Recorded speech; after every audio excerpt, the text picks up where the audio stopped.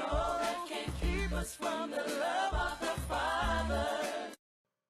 Good afternoon, good morning, good evening, good day, good morrow, good, not tomorrow, but hey, I hope you are well and we're finding you in high spirits today because we're going to have a look at some really interesting stuff. I'd like to look particularly at my throwing technique, among other things, during today's session.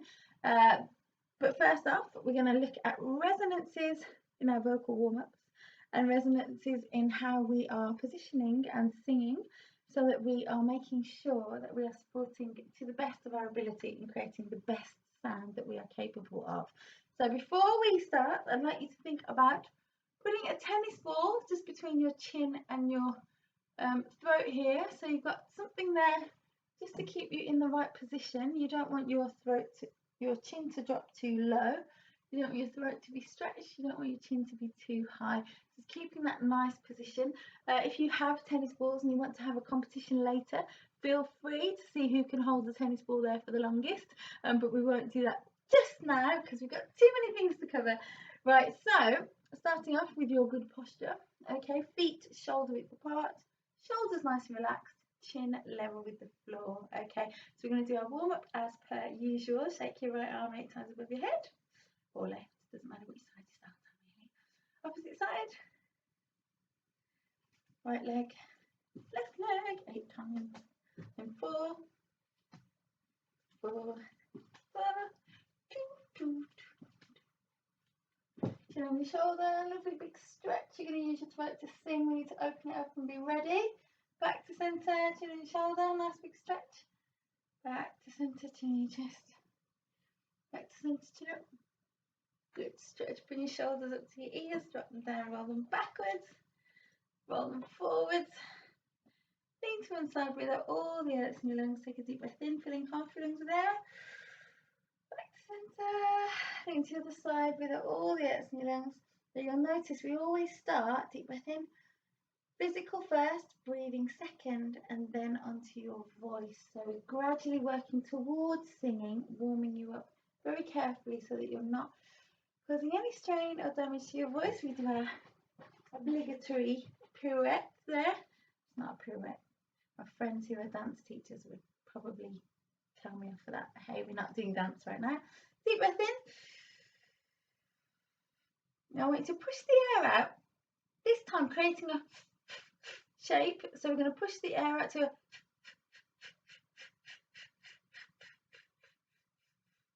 keep it going.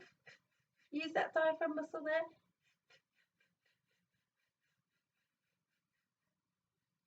And relax.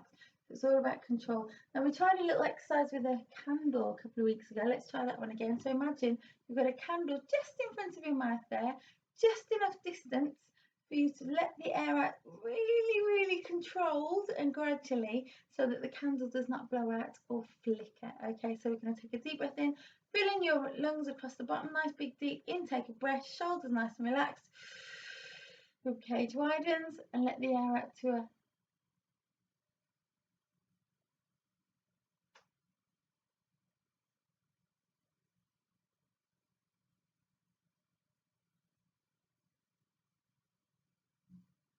and blow out your candle.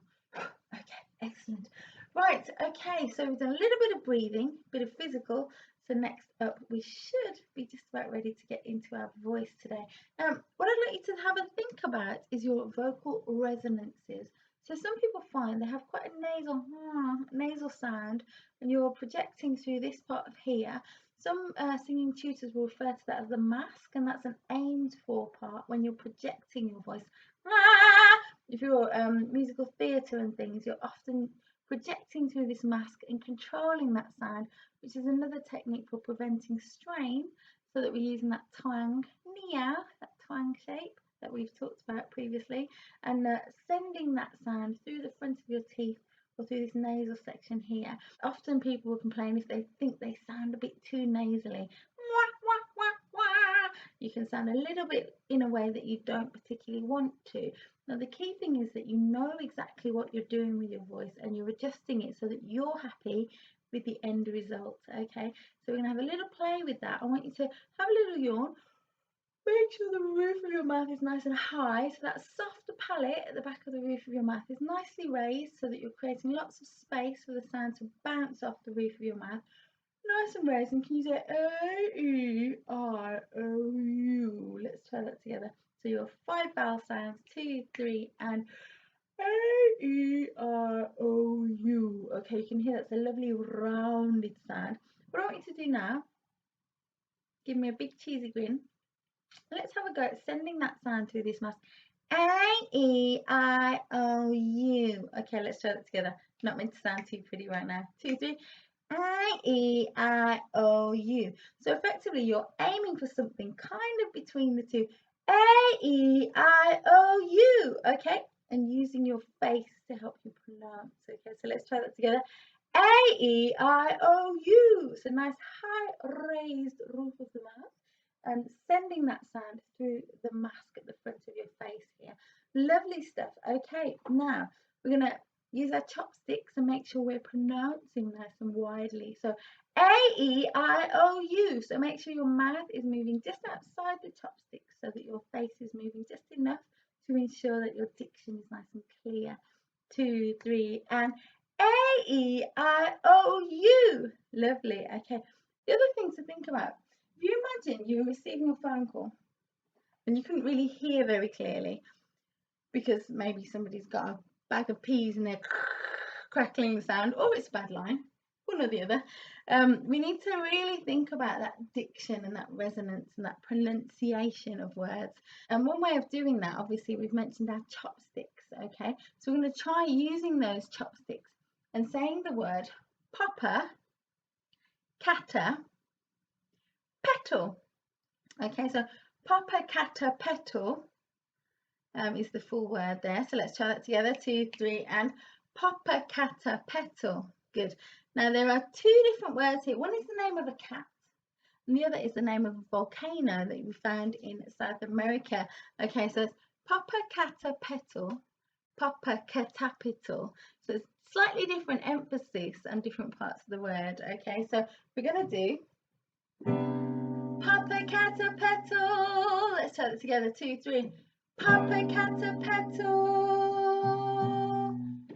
Popocatépetl. Let's try that together. Popocatépetl. So first one. Popocatépetl. Popocatépetl. Popocatépetl. Popocatépetl. Popocatépetl. Popocatépetl. Brilliant. I hope you got that. We're going to try that now using our nasal mask just here. Popocatépetl. Popocatépetl.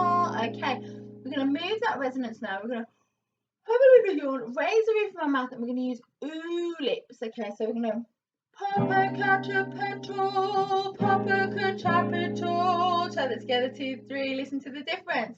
Popocatépetl, Popocatépetl, and again Popocatépetl, Popocatépetl, Popocatépetl, Popocatépetl, Popocatépetl, Popocatépetl. Okay, so thinking about resonance, thinking about rounding that sound, and thinking about where we want to take that sound.